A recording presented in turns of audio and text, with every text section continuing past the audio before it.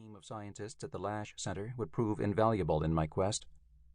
But I was also aware that to fully tell the Hunley story, I would need to reconnoiter the entire paper trail of this artifact of America's 19th century technological sublime. For reasons of provenance, accuracy, and richness of detail, historians prefer to work with primary source documents.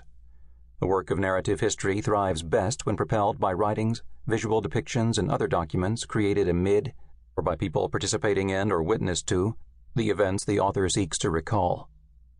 While writing this book, I became doubly committed to that preference. Early in my research, I realized that the Hunley story, over the years, had become encrusted with the barnacles of accumulated lore. For that reason, I resolved as much as possible to take the Hunley story back to its primary sources. In creating this narrative and in my presentation of certain events, trends, places, and people, those not central to the story, I would draw upon sound secondary sources and my own insights as a historian. But when presenting facts and details immediately pertinent to the saga of the Hunley and its two predecessor boats, I required those assertions to be supported by primary sources.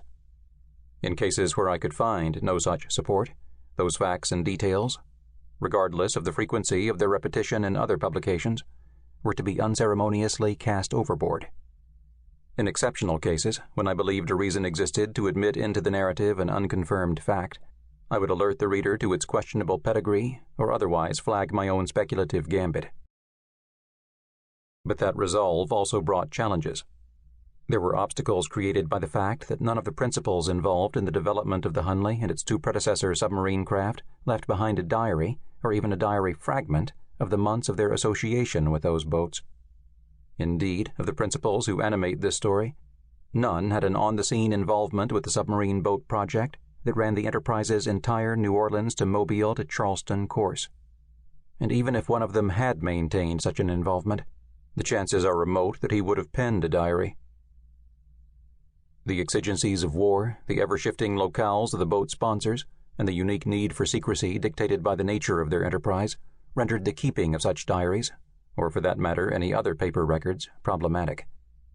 And that absence of written documents also hindered research on other fronts, including questions concerning who exactly first conceived the idea of the submarine boat project, the financing of the enterprise, and the precise roles of each of the project's principal members.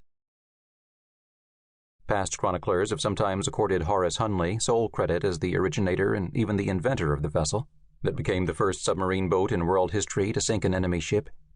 It was his name, after all, that the craft carried during its moment of triumph.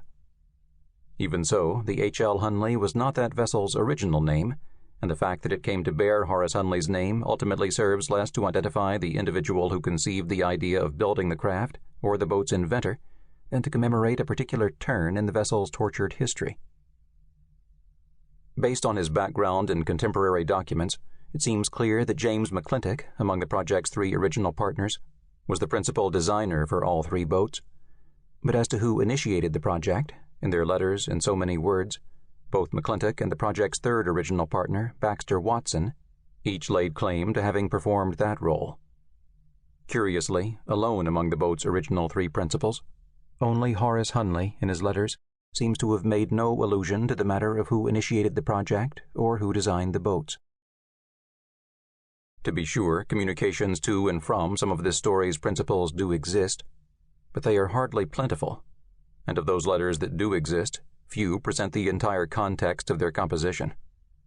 Rarely do we have the second-party communication that prompted or resulted from any given letter. Thus, those letters that do exist often raise as many questions as they answer. Happily, however, as I dived deeper into the submarine boat's archives, I discovered, the aforementioned challenges notwithstanding, that a rich array of primary source documents does exist for telling what I soon found to be a ceaselessly compelling story, albeit one quite different, teeming with more ironies and nuances, than the one I had expected.